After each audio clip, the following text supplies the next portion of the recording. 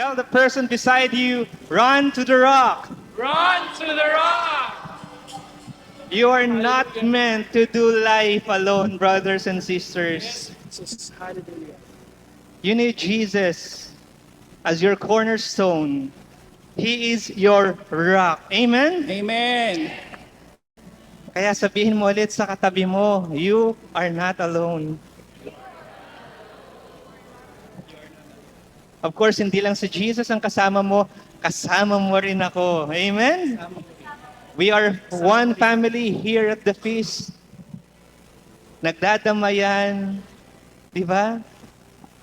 Kung ano ang merong isa, sinishare sa isa. Amen. So today, brothers and sisters, as we run back to Jesus, we run back with all of our dreams, with all of our aspirations, and we ask Jesus, Jesus, kasama po kita sa mga pangarap pong ito. Amen? Alam ko po, Panginoon, ang mga pangarap na ito, hindi mo nilagay sa puso ko na ako lang ang magdadala. Partner tayo sa pagbuo ng mga pangarap na ito. So brothers and sisters, as one family, let's all pray together in the name of the Father, and of the Son, and of the Holy Spirit. Amen. All together, today, I receive all of God's love for me. Today, I open myself to the unbounded, limitless, overflowing abundance of God's universe. Today, I open myself to God's blessings, healing, and miracles. Today, I open myself to God's Word so that I become more like Jesus every day. Today, I proclaim that I am God's beloved.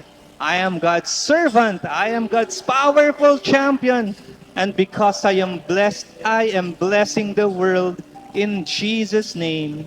Amen and amen. Brothers and sisters, let's honor the Word of God.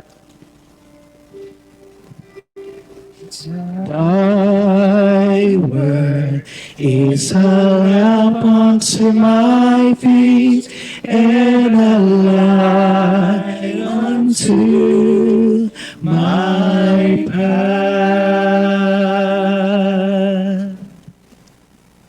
Welcome to the final installment of our series.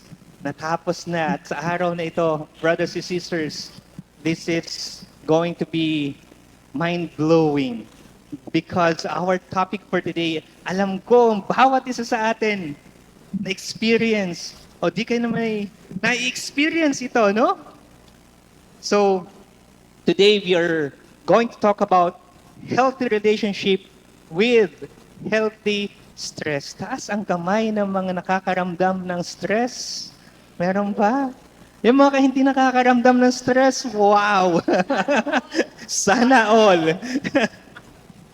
And our key passage for today, this is also very familiar, no? And it says here from Matthew chapter 16, verse 24, Jesus says, if any of you want to come with me, you must forget yourself, carry your cross, and follow me. Napakaganda ng ating pagbasa ngayong araw na ito, no? Kalimutan mo ang iyong sarili, pero medyo nakakatakot yung sumunod doon. Carry your cross. Carry your cross. It means, kailangan we have to put to death, no? Kailangan mamatay sa sarili natin yung version, yung ikaw, your version 1.0 na palagi nag-iisip, palagi akong tama. Nag-i-insist palagi na kayo ang mali, no? The version that clings to pride. Masyadong mataas. Mas matalino ako sa inyo, kaya dapat susunod lang kayo sa akin. Di ba? Mas marami akong alam sa inyo. And bitterness. Because brothers and sisters, all of this, it destroys you. If you keep on harboring this behavior, this attitude, these feelings, it will kill you. So today, brothers and sisters, we come to Jesus in His presence right now. And as He is our role model in bringing the cross, in carrying the cross, we pray that we are able to be like Him, to carry our own crosses and be like Jesus. Amen? The Word of God. Thy word is a lamp unto my feet and a light unto my path. You may sit down, brothers and sisters. On your way down, tell the person beside you, be ready with your miracle today. At salamat po ulit sa ating music ministry. Sana po ay nabuhay ang ating mga kasukasuan doon sa pag-jump natin kanina sa pagkanta natin. Who's with me? Now, brothers and sisters, today we are going to talk about, or I'd like to share with you this message. Carry your cross. Carry your cross. Medyo nakakatakot pagka ikaw ay sinabihan, di ba? Because when we think about cross, it's difficult, mabigat, mahirap dalhin, masakit sa balikat pagka dala-dala mo yan, matutumba ka. And we look at the world today, and we see that all around us, ayaw natin nang nahihirapan tayo. Taas ang kamay, di ba? Tama? Do you agree with me? Ayaw natin, nahihirapan tayo. We look for shortcuts. We look for ways that everything will be convenient for us. Last week, sinabi ko nga dun sa ating talk, gusto natin, pagsakay natin ng jeep o ng bus, sasakay tayo sa harap ng bahay natin at pag pauwi na tayo o pupunta tayo sa ating destination, bababa tayo doon mismo sa pinto ng pupunta natin. Very convenient. Ayaw natin yung nagsasakripisyo na maglalakad pa. We seek comfort as our highest value. Magkaroon lang sumagi lang sa isip natin, sakripisyo. Ayaw natin yan. Ha? Any sign of pain, alis agad tayo. Sa opisina, mahirapan lang ng konti. Sabihan lang ng boss na, oy, kailangan mo mag-overtime this week, kailangan natin tapusin. Make or break itong project na to. Nahihirapan ka. Pumapasok sa agad sa isip mo, ay, mag-resign na lang kaya ako. Doon na lang ako sa mas madaling trabaho. Tama po ba o tama? Minsan sa mga partners natin, huwag naman po sana mangyari sa mga mag-asawa, pero nangyayari minsan sa mag-boyfriend, mag-girlfriend. Di ba? Hindi lang magkaunawaan, break na agad, hanap ka kaagad ng iba. You use yung mga, mga Tinder, mga ginagamit na apps ngayon? Mga dating apps, di ba? Swipe na lang, titingnan mo kung sino yung pwede. Dahil yung ex mo, hindi kayo nagkasundo, nagkatampuhan, break na agad, at minsan pa sa community. No? At wag naman po sanang nangyayari din dito sa atin, hindi lang napagkasunduan ang isang brother, ang isang sister doon sa kanyang kapwa, kasama sa community, maghahanap na, lilipat na, di ba? Kasi ayaw natin nung nakakaramdam tayo ng sakit, ng sakripisyo. Our life, entire life is one long relentless search for convenience. Tama po ba? Convenience. But here is my radical realization, brothers and sisters. Listen to this. If you want to be healthy in body and in your soul, you must sacrifice. Sacrifice for others and carry your cross. Carry your cross. Parang ang hirap, no? Now, let's look at ano ba sinasabi ng Biblia pagdating dito sa bagay na ito, no? Makikita natin that God's burden makes us strong. Yung pala, ang sinasabi sa atin dito. Sabi nga sa Proverbs chapter 3, verse 1 to 2, my son, do not forget my teaching. No, this is the command. My son, do not forget my teaching, but keep my commandments in your heart, for they will prolong your life many years and bring you prosperity. No? This will bring health to your body and nourishment to your bones. Pero tayo kasi minsan pag nagbasa tayo, nauna agad yung negative. Yung iniisip natin na negative. Ano bang sinasabi dito? Do not forget my teaching but keep my commandments. Yun agad. Ay, negative agad. Ayaw natin yan. Maraming tao pagka sinabing, keep my commandments, ano agad ang pumapasok? Ay, nako, ang hirap sundin yan. These are, Lord, sorry, pero excess baggage po yung gusto niyong mangyari. Ang gusto ko, yung madali. Hindi ako mahirapan. Ayoko ng mga commands, yung mga rigid structures that I have to obey, na pagka pakiramdam ko tumutulay ako sa alambre, di ba?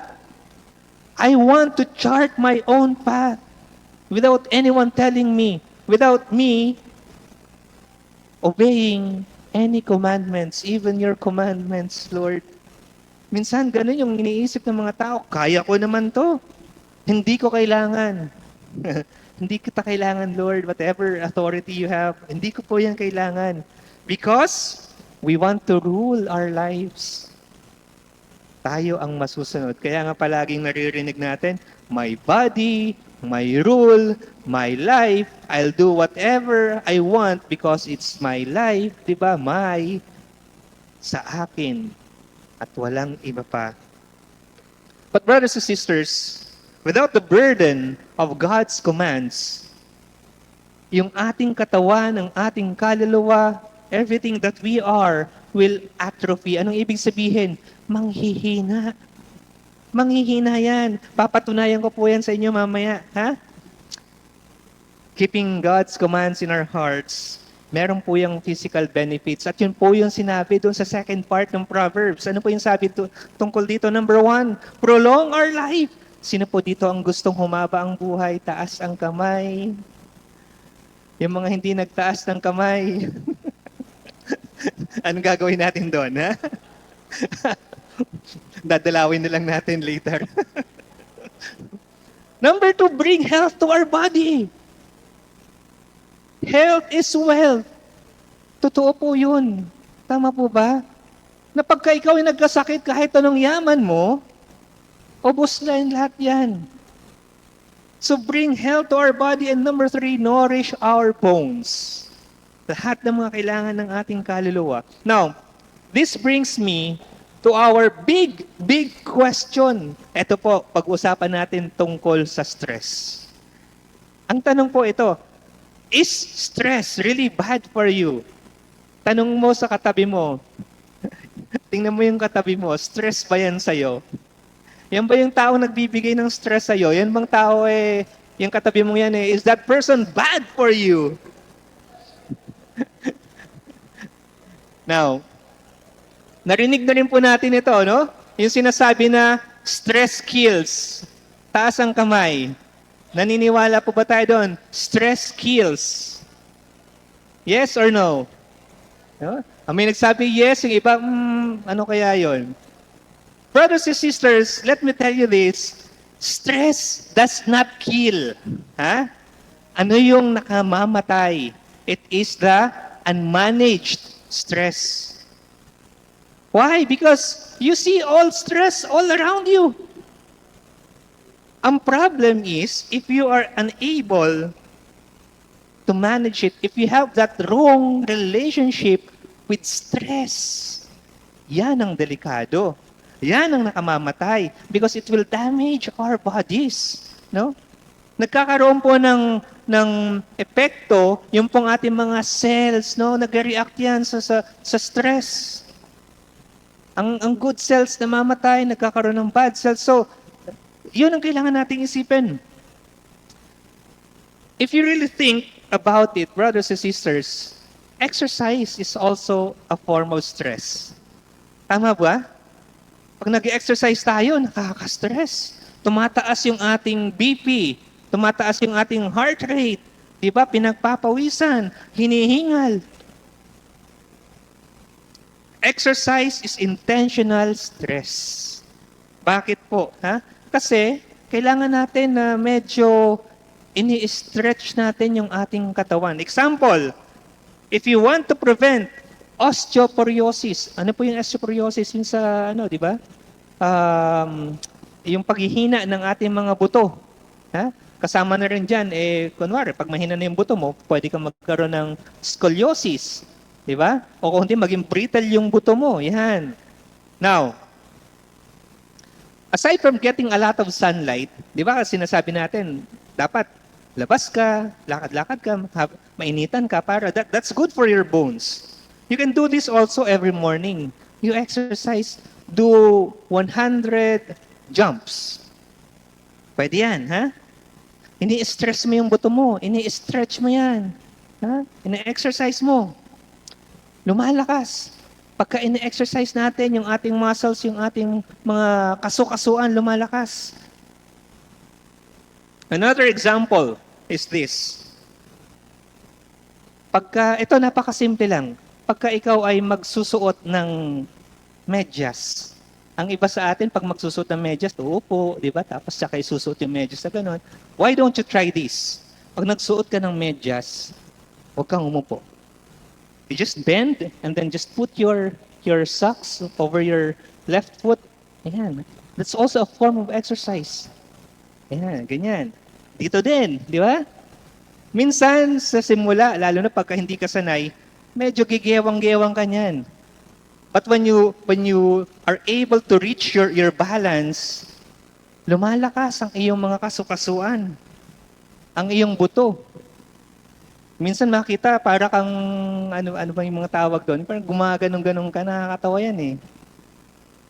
Stressful, yes, but it helps your bones.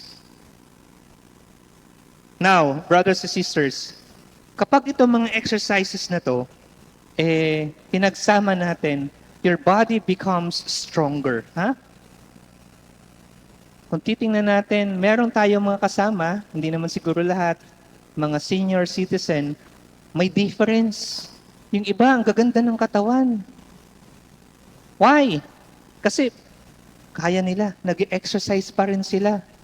Yung iba, madapa lang ng konti, ayun, bali na yung buto. I've seen many people, old people, no? Pareho lang yung age. Minsan nga, mas bata pa yung natutumba pero napaka-brittle ng buto. Why? Kasi kulang sa exercise. In fact, I know of somebody, brothers and sisters, this person was also very close to me. Naliligo lang siya. Naliligo lang. Natumba siyang ganon. Simple. Pero nung pagkatumba niya, naapektuhan yung kanyang likod. Parang nagkaroon siya ng slip disc. But what happened is, it all started from there. Tumuloy-tuloy na. Nung nagka-slip disc siya, of course, dinala sa ospital. And then tumuloy-tuloy na. Hanggang namatay po siya. Very simple accident. And yet, ano yung naging epekto sa katawan niya? Ano yung naging epekto sa kanya? No? So that brings us to the importance of exercise. Yeah. Another example is this. Sino po dito yung mga gustong-gusto sa mga malalamig na lugar? Taas ang kamay ulit. Ayan. Mga cold. Ako po, baliktad. Ayaw ko po ng malamig na lugar. Bakit? Kasi nararamdaman ko na rin yung kaliwa kong paa pagka nahanginan o nilalamig. Sumasakit. Gusto ko po palagi yung medyo mainit. Kaya nung bata pa po ako, kahit pumapasok ako sa school, all year round, magpainit, magpalamig, magpaulan, magpa-summer, nakikita po ako ng mga kaklase ko, naka-jacket. To the point na yun na yung parang yung tukso nila, tinutokso nila ako na bakit ka palagi naka-jacket? Ang init-init, naka-jacket ka. Why? Because ayoko nung nalalamigan ako, ayoko nung masyadong nakatutok sa akin yung electric fan, ayoko po niyan. Huh? But brothers and sisters, here's something that I learned. No? I learned that in the ancient times, people were more exposed to extreme temperatures. Extreme meaning sobrang init, sobrang lamig. And as a result, brothers and sisters, their physical bodies, they were able to adapt to this environment. No? Kung sobrang lamig, nakapag-adapt sila. Sobrang init, nakapag-adapt sila. And they were stronger. Kung titingnan po natin, even in history, di ba? Yung mga sinaunang tao naman, mga walang damit, sobrang init. Pero they were able to survive. In fact, very strong. They needed strong bodies to hunt, di ba? Kailangan nila yon para makapag-hunt sila ng mga boars, mga animals, para sa kanilang pagkain. But today, brothers and sisters, ito yung reality. Makaramdam ka ng sobrang init, takbo ka kaagad saan? Doon sa malamig, doon sa may aircon, doon sa may ventilador. Makaramdam ka ng sobrang init o sobrang lamig naman. Gusto mo, magja-jacket ka. Hindi lang isa, hindi lang dalawa, 3 layers ng jacket para mainitan yung katawan mo. Di ba? Ano po yung nangyayari sa atin dito when we do that? We train our body to adapt to a very small range of temperature. Konti na lang. No? Hindi na natin kaya yung sobrang lamig o yung sobrang init. But I want you to try this, brothers and sisters. Cold exposure. Nung po minsan nang umakyat kami ng Baguio, nag-rent kami ng, hindi pa uso na yung Airbnb eh. Basta nakapag-rent kami ng transient. Ayan. Yung pong transient na nakuha namin, wala pong, hindi ko alam kung uso na ba noon, yung yung pampainit ng tubig. No? So, yun heater. Nung naligo ako, ay grabe. Parang gusto ko nang isumpa yung tubig. Kasi nung unang buhos mo ganun, and I know you've experienced this, unang buhos, para kang sinaksak eh. Yung bang masyashock yung katawan mo. Pero na-experience nyo ba yun na second yung buhos? Third, no? Pang-4, pang-5, yung katawan ninyo nakapag-adapt na. Na parang yung unang lamig na naramdaman ninyo, nagiging init. Na yung katawan ninyo parang tama-tama na yung lamig ng tubig na tumatama sa skin natin, no? To the point na mararamdaman natin yung blood circulation, mas lalo tayong nagiging active, more alive. And that's because of cold exposure. Try nyo yan. Hindi nyo siguro kailangang umakyat ng Baguio. Maski dito lang sa Antipolo o sa Tanay, akyat kayo dyan, maligo kayo. Nung malamig, try to plunge. Parang ice cold water and you will see, no? And you will experience kung ano tong sinasabi kong ito. But brothers and sisters, maganda po yung epekto niyan sa katawan natin. Maganda kasi it helps you with your immune system, it helps you with your blood circulation, no? Parang pinopromote niya na mag-circulate yung blood mo. And I think that's natural. Is it stressful? Is it painful? Yes, di ba? Nakaka-stress kaya yon. Hindi mo alam kung saan ka tatakbo. Sa una mo palang nabuhos. But, brothers and sisters, I'm telling you, you get healthier. You get stronger. Try doing that. And of course, brothers and sisters, this is just my experience. No? Pagka ako naliligo, minsan ayoko ng mainit. Minsan okay lang mainit, pero I also try na malamig yung tubig maski malamig yung panahon. And one thing that I have observed, I have realized, parang mas nakakapag-isip ako. Yung mga problema sa opisina, yung mga stress sa opisina, parang mas nagiging sharp. Yung mga dapat gawin, yung mga solution, mas nagiging madali sa akin. And I share this many times with my sister wife. Sabi ko sa kanyang gano'n, alam mo, pagka ang laki ng naitutulong sa akin pag ako nasa CR, pag ako naliligo. Ang dami kong naiisip.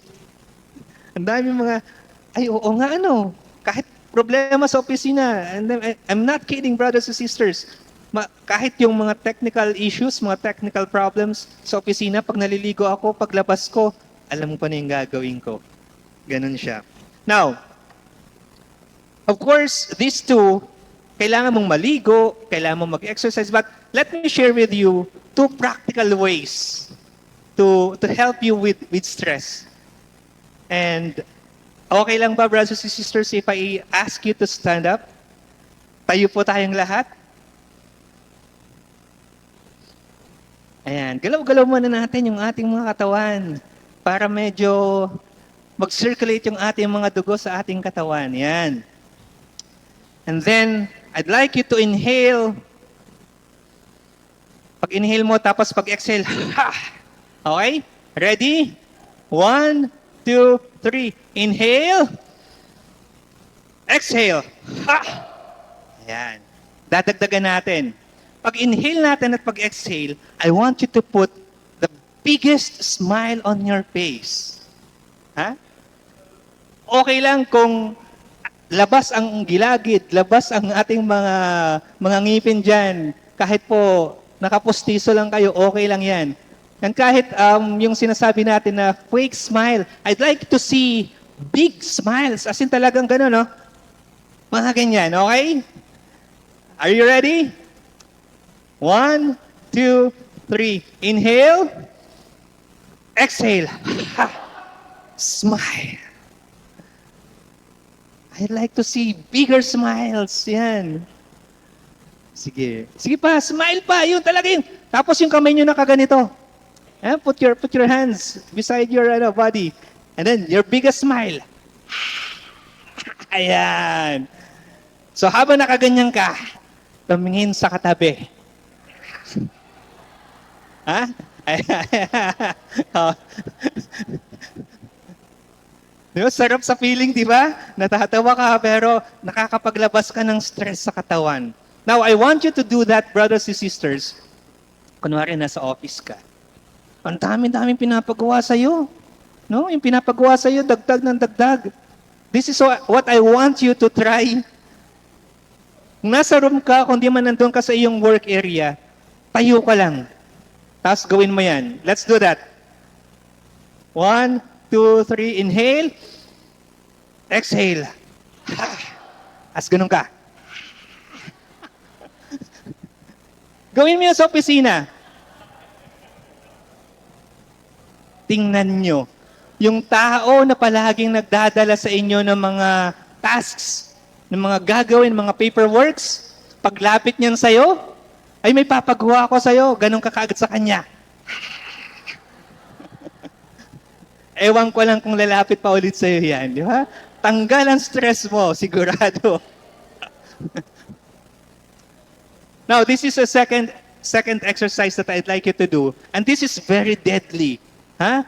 Deadly ito, kaya this is going to be the last resort that I want you to do.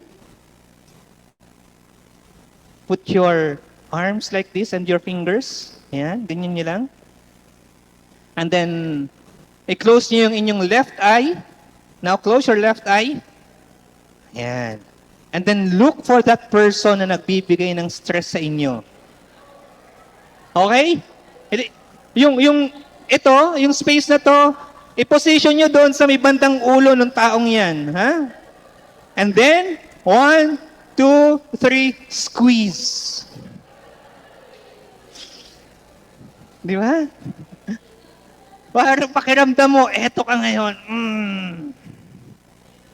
Hindi alam ng taong yon na nawala na pala siya sa mundo. Ha? Pero again, that's deadly. Don't do that. Huwag niyong gagawin ng madalas. Pag talaga stress na stress lang kayo. Alright? You may sit down. Thank you for your participation. Actually, brothers and sisters, that was part of a research, you know, and it was done by one of a speaker during a TEDx session. And I'm just sharing that with you. Now, the question is, do you know, brothers and sisters, what is unhealthy? Huh? Unhealthy.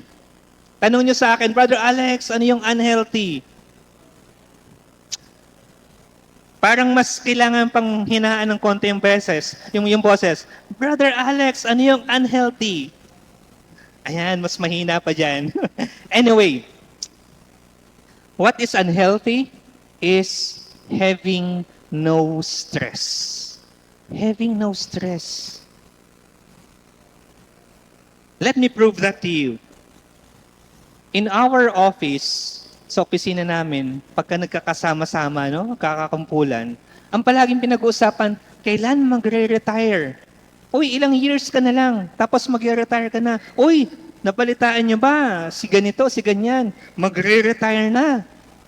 Because in our minds, when we retire, we get freedom, no? Freedom from life's burdens.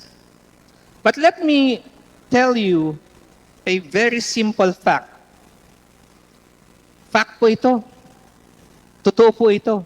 In the American Journal of Epidemiology, there was a 2008 Greek study, no, that was published, and it had these disturbing findings. Ano po yung sinasabi dito? Yung daw mga retirees, yung mga retirees had a 51% increase in all-cause mortality, risk of death, compared to those who were still working. Now, that's a study. Ibig sabihin, may scientific proof yan. 51%. Imagine. Sino po dito yung mga retired na? Taas ang kamay. 51%. Who would ever think na pag ikaw pala ay nag-retire, isa pala siyang health hazard? 51% increase na pwedeng mamatay. Meron pong kwento ito about retirement, no?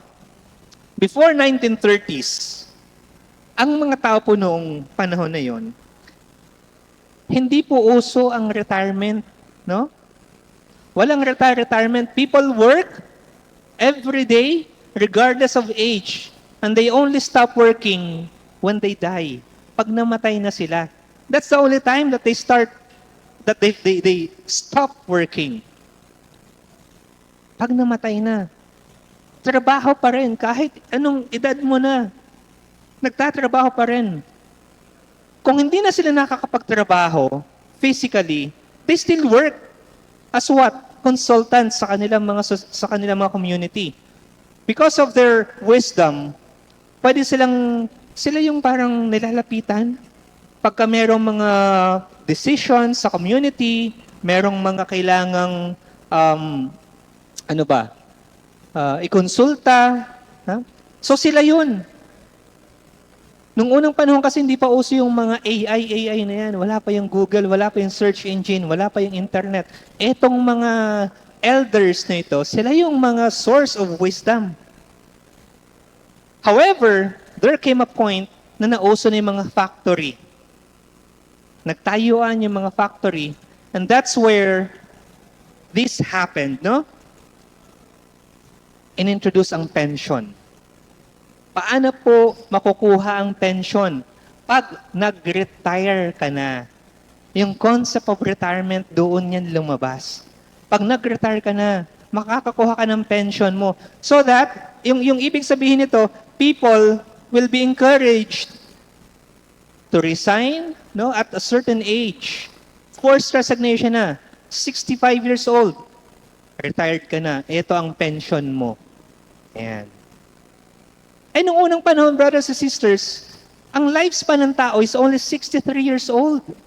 So, ibig sabihin, pwedeng namatay na yung tao before reaching the retirement age of 65. But today, in our society, ano yung ating lifespan? 85? 90? Marami na pong mga tao maabot ng 100 and beyond. Tama po ba?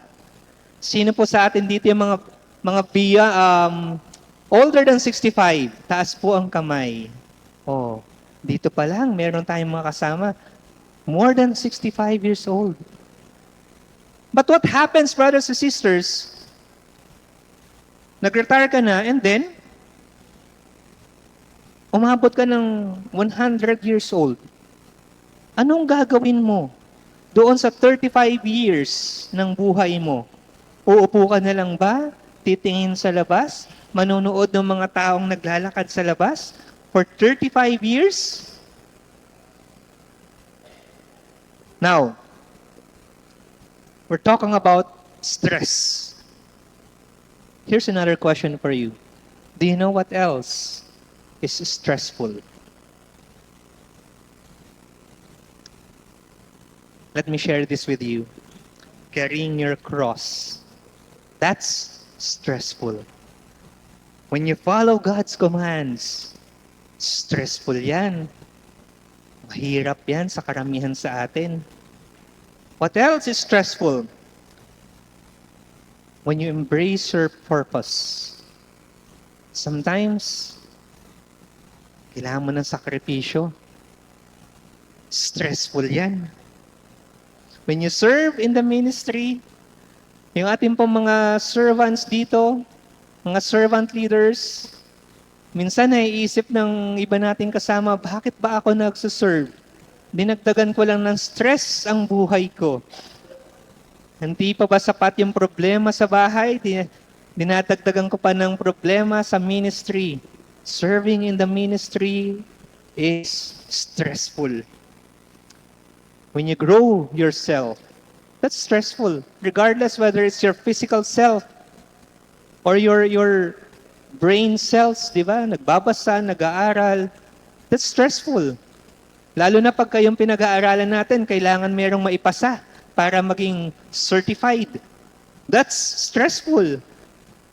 I know of some of our brothers and sisters, graduate na ng college. Pero nag-aral pa ulit. That's stressful. Di ba?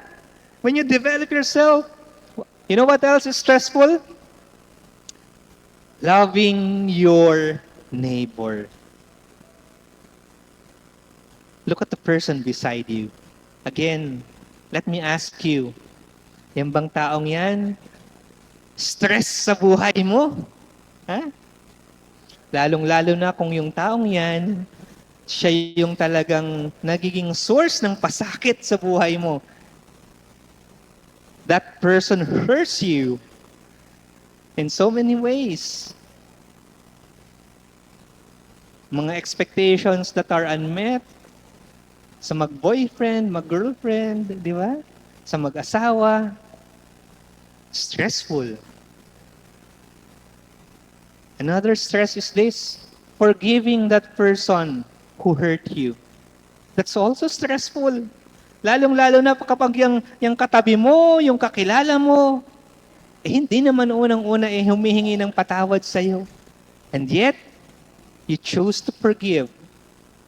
That is also stressful. All these brothers and sisters are very stressful. But let me tell you this, no? If you do that, if you love that person, even if that person is the source of your strength, if that person hurts you, when you continue serving in the ministry, despite and in spite of, na pakiramdam mo, hindi ka na-appreciate, na minsan ikaw pa yung lumalabas na kontrabida. When you do that, brothers and sisters, that will still be amazing for you. That will still be amazing because whatever you do, that will make you stronger and better. Again, tingnan mo nga yung nasa likod mo ngayon. Sabihin mo sa kanya, don't be bitter. Don't be bitter. Be better. Huh? Be better. Yes, there's always a good stress at meron namang bad stress. Huh? Bad stress is unforgiveness, impatience, yan, bitterness, pride, lahat yan. source of bad stress. Good stress is forbearance and patience and love. These are all good stress. Pero Brother Alex, kahit yung pinipili ko, good stress, stress pa rin yan. Ang hirap pa rin. Yes, that's true, brothers and sisters. You can also still have a toxic relationship even with good stress. Why?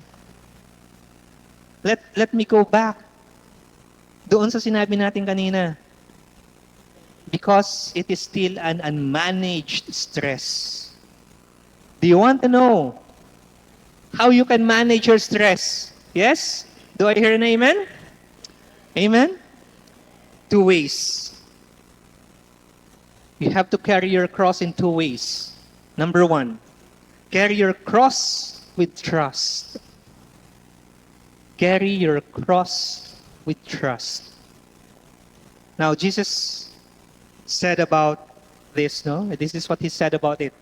Therefore, I tell you, do not worry about your life. Si Jesus na yung nagsabi dyan sa atin, do not worry about your life. Pero Lord, paano ko gagawin yun? How should I not worry about my life? I cannot control it. Iniiwasan ko, Lord, pero sila yung lapit ng lapit sa akin. Hindi ako makaiwas sa stress. Hindi ako makaiwas sa problema. Let me share with you what Paul says about this.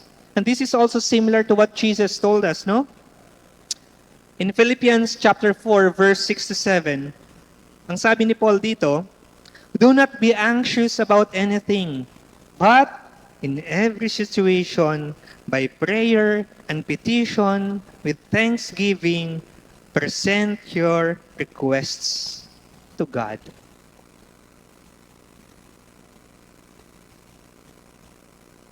My dear friends, kung ano man yung pinagdadaanan mo ngayon, maybe that's something that is joyful, maybe that's something that is making you sad, kung ano man yan. Anong sinasabi ni St. Paul dito? Magpasalamat ka pa rin sa Diyos. With thanksgiving, present your request to God. Ano man ang pinagdadaanan mo sa buhay ngayon, lalong-lalo na kung yung pinagdadaanan mo ayaw na ayaw mo, kasi naghihirap ka, nagsasakripisyo ka, try mo, magpasalamat ka pa rin sa Diyos. Still thank the Lord. Let me continue. Why? And the peace of God, which transcends all understanding, will guard your hearts and your minds in Christ Jesus. Magpasalamat ka pa rin sa Diyos dahil hindi ka niya pababayaan. Patuloy kang gagabayan ng ating Panginoon. Amen? And this is a very, very practical advice na kahit sa araw na ito, paglabas ninyo dito sa room natin ngayong araw, pwede mo agad gawin, pwede mo agad sundin. You cannot just simply remove worry, but you can replace it. Paano? Instead of just thinking about your worries, ito kasi, no?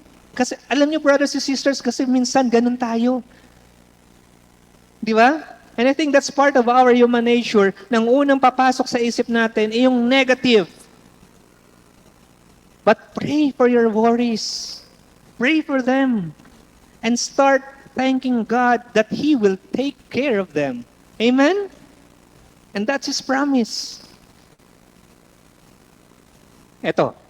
Again, another tip for you, brothers and sisters. When we pray to Jesus, when we pray to God, ano usually sinasabi natin? Lord, sana po matanggap na ako sa trabaho ko. Sana po ang anak ko ay matanggap sa kanyang pinapasukan o ina-applyan sa abroad. Sana po ang anak ko ay makagraduate ngayong taon na to. Di ba ganun tayo? And all of that worries us. But try changing. Medyo baguhin natin. I-tweak natin ng konti yung ating prayer. Instead of saying, Lord, sana po ganito. Change it a little bit. Thank God for it already. Lord, salamat po sa ibibigay ninyong trabaho sa akin. Lord, salamat po at ang anak ko ay makagraduate ngayong taon na to. Lord, salamat po dahil yung pong ina-applyan ng anak ko, matatanggap po siya doon. And see how it changes you. See how it changes your perspective. In fact, it will also change even your mood. Diba? Kasi hiningi mo na eh. And you're already holding on to God's promise. Amen? Babalik tayo dito sa overthinking and negativity kasi yun nga eh. Minsan yun yung problema, yun yung ating challenge. Negativity and overthinking. Let me share with you, and this is quite weird and funny at the same time, no? What negativity and overthinking does to us. I'd like you to think about this. Imagine po, no? Imagine yun to. Merong isang lalaki, tawagin natin siyang Pedro. Nandun siya sa kanyang bahay. And then all of a sudden, may kumatok doon sa kanyang bahay. No? May kumatok na ganun. Pinuntahan ni Pedro, yung kanyang pinto, binuksan, at pagbukas niya, nakakita niya, isang lalaki, nakatayo doon sa labas ng pinto, no? Posturang-postura, ang gwapo. Tapos, nagsalita yung kanyang bisita. Sabi ganun, "Good morning, sir." Huh? Gusto niyo po bang bumili ng kabaong? Yun yung unang tinanong sa kanya, pagbukas, "Sir, good morning po. Gusto niyo pong bumili ng kabaong?" "May dala ako ditong kabaong." Kung ikaw kaya yung maka-experience sa ganun, no? Pagbukas mo pa lang, yung nakita mo may kabaong, tapos merong salesman na nagtatanong sa'yo, "Sir, ma'am, bili po kayo ng kabaong." At hindi lang yun. Yung sales talk nitong salesman na to, ang sabi niya ganun, "Sir, yun pong aking kabaong, may bonus po yan.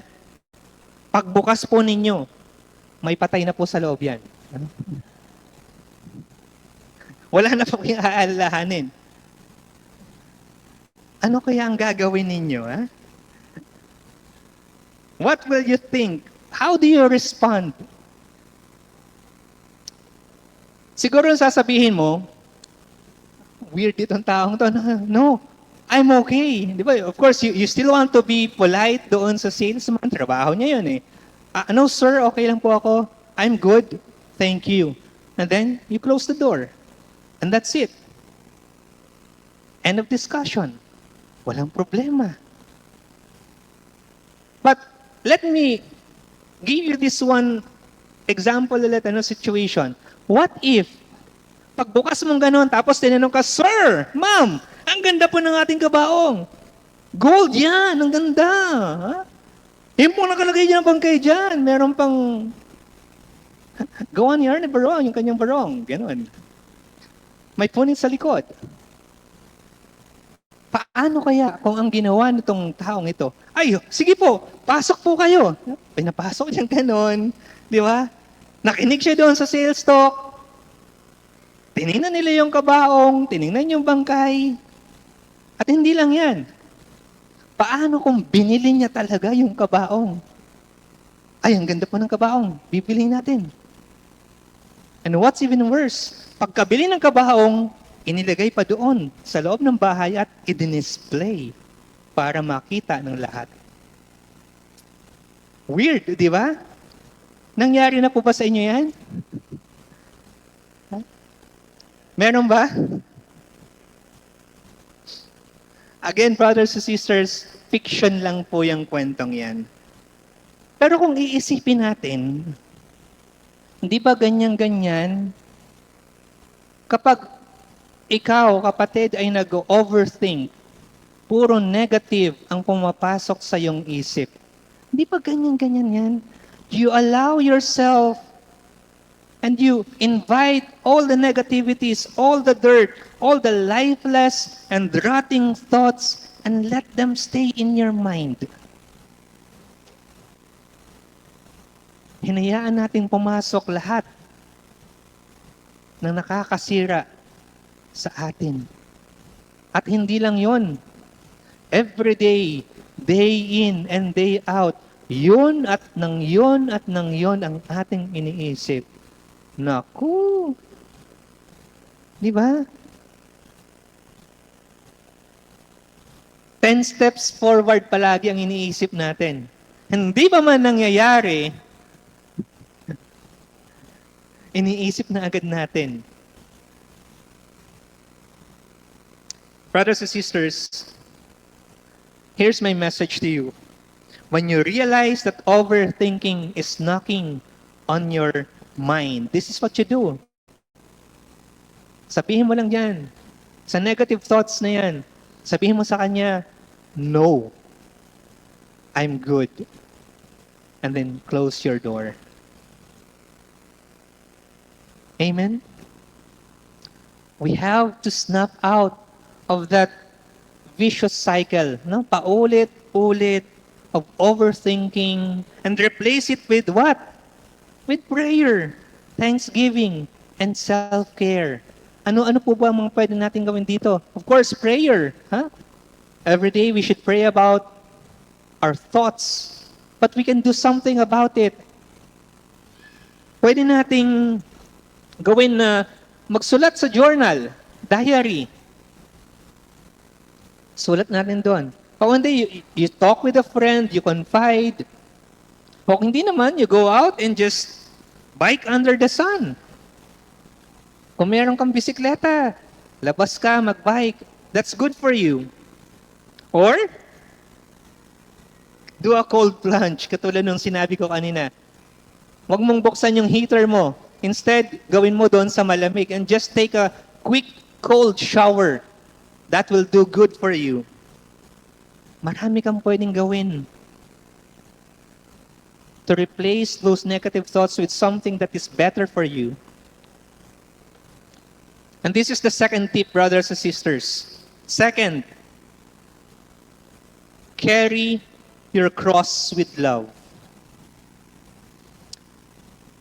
I once saw this movie, napanood ko to, yung Bucket List. Familiar po ba kayo doon? Bucket List, yes. Si Jack Nicholson, yung isa ditong character, and then the other character is si Morgan Freeman. Morgan Freeman is one of the best actors, no? He's black, and then of course si Jack Nicholson, siya si Joker doon sa Batman. This story is all about these two guys na nagkaroon sila ng, I think it was cancer, no? And then pareho silang na-confine in the same room. In the same room. Now, yung pumasok sa isip ko talaga dito, the character that really struck me most is yung character ni Jack Nicholson. Kasi si Jack Nicholson, siya yung tao na super yaman. In fact, yung ospital na pinaglagyan nila na confine, kanya yung ospital na yun. Sarili niya. Everybody goes after him because of his wealth. And then nung nasa ospital na silang ganon, nalaman niya, uy, may katabi ako dito, may kasama ako sa ospital na dito sa room. Ayaw niya. Pinapaalis niya yung katabi niya, si Morgan Freeman. And he was reminded by one of his guys na, sir, hindi mo pwedeng gawin yan kasi ikaw mismo yung nagsabi na itong ospital na to should be open to everybody. Itong ospital na to, ang rooms, minimum 2 magkasama. It is a policy. And nobody is above the policy. Yan po ang sinabi ninyo. No? Yun yung niremind sa kanya ng kanyang assistant. So wala siyang nagawa. Kasama niya si Morgan Freeman and then siya nandun. Again, one thing about his character is this. he reminded me of what author Adam Grant said, no? Ano yung sinabi ni author Adam Grant? Ang tao daw, there are three kinds of people. One, the takers.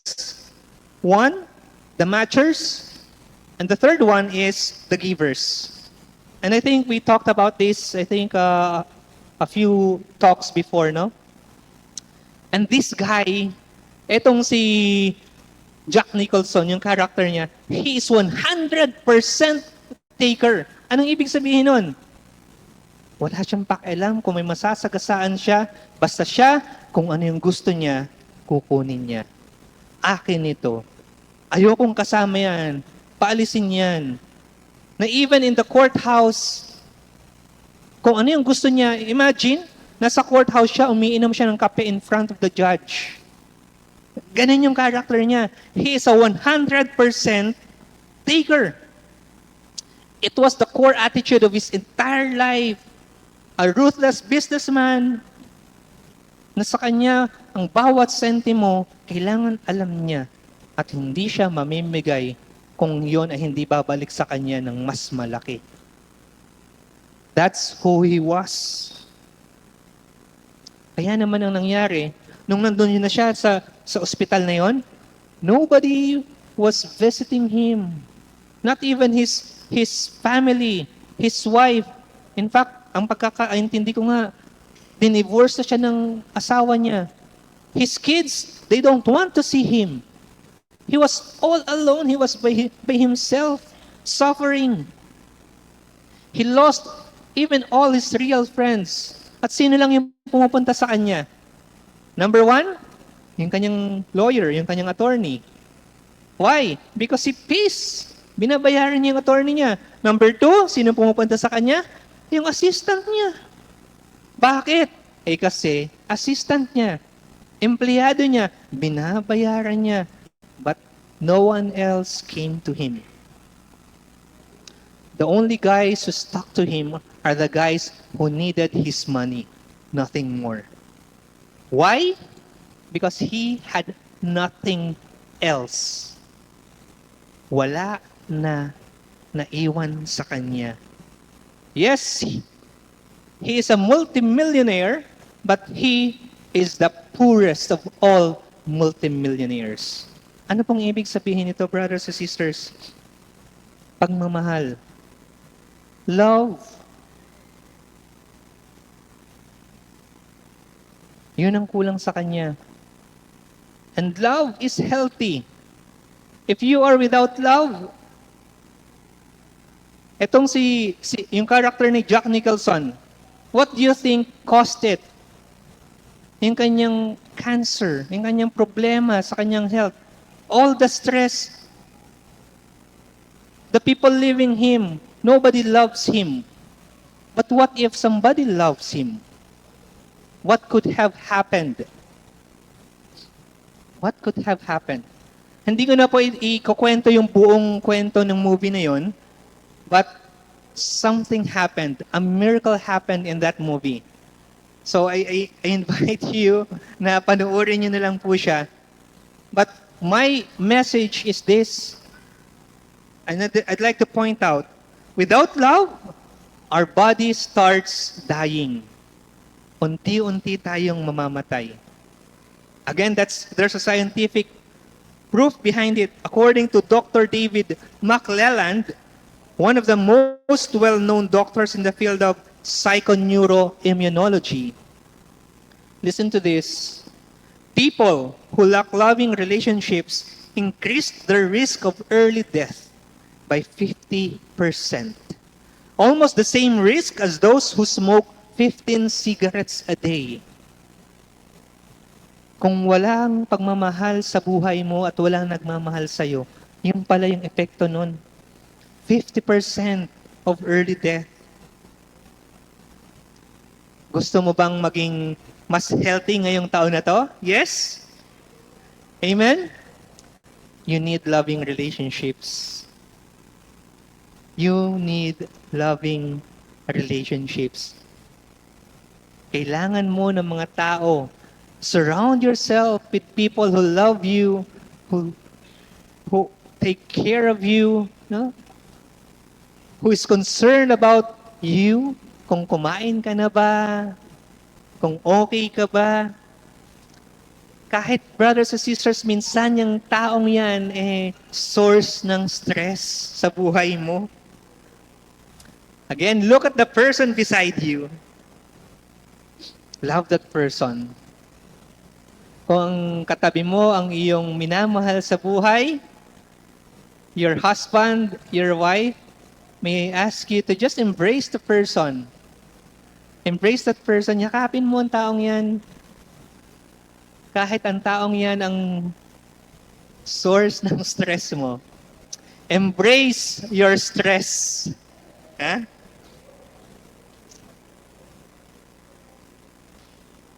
Brothers and sisters, when you love a person, hindi yan, alam niyo yun? Hindi yan ganun eh. It has to be deliberate. It has to be intentional. When you love a person, it doesn't just happen. It requires a lot of what? Sacrifice. It requires a lot of pain. It requires a lot of stress. Yes.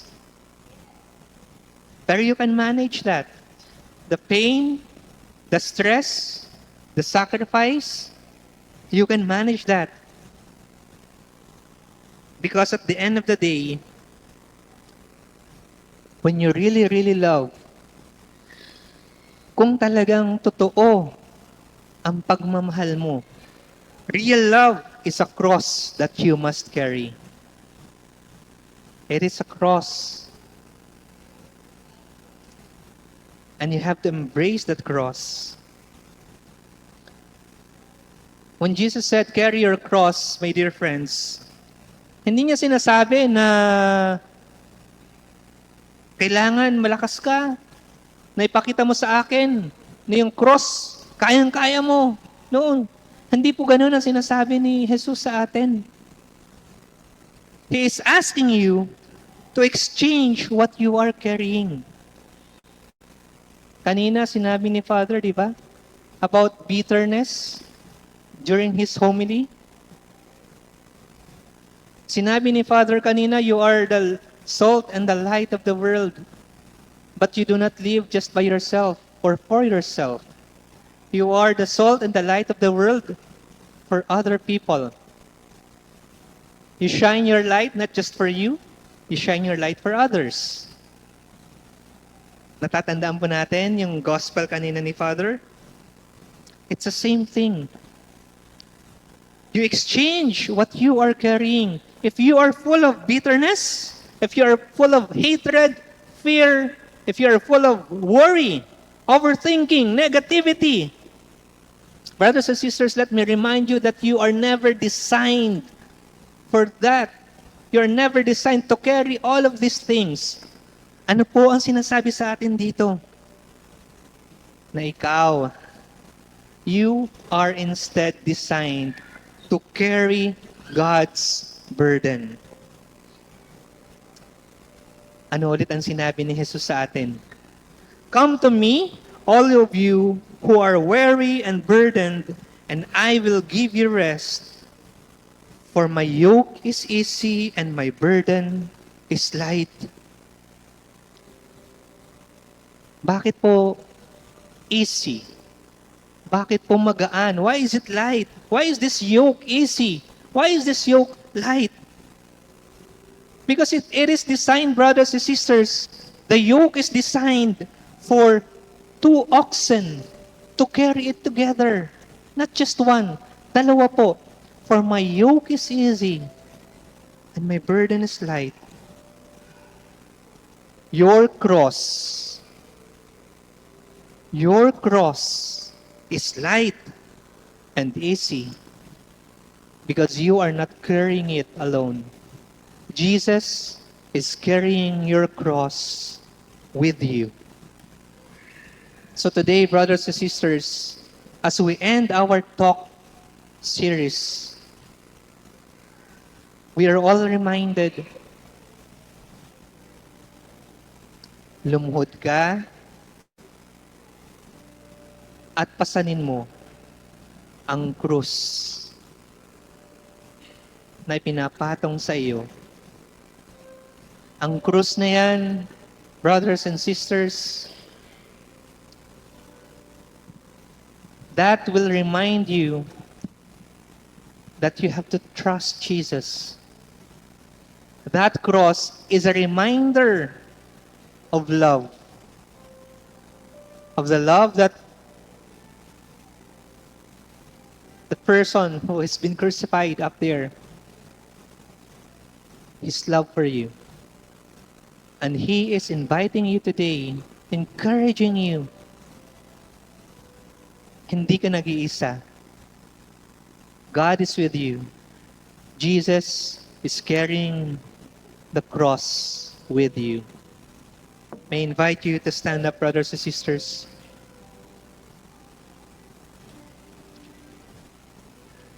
You can raise your hand, or you can put your hand over your chest. And today, brothers and sisters, the Lord our God, Jesus, He is here, looking at you with love, and He is asking you to open your hearts and give Him your 100% trust.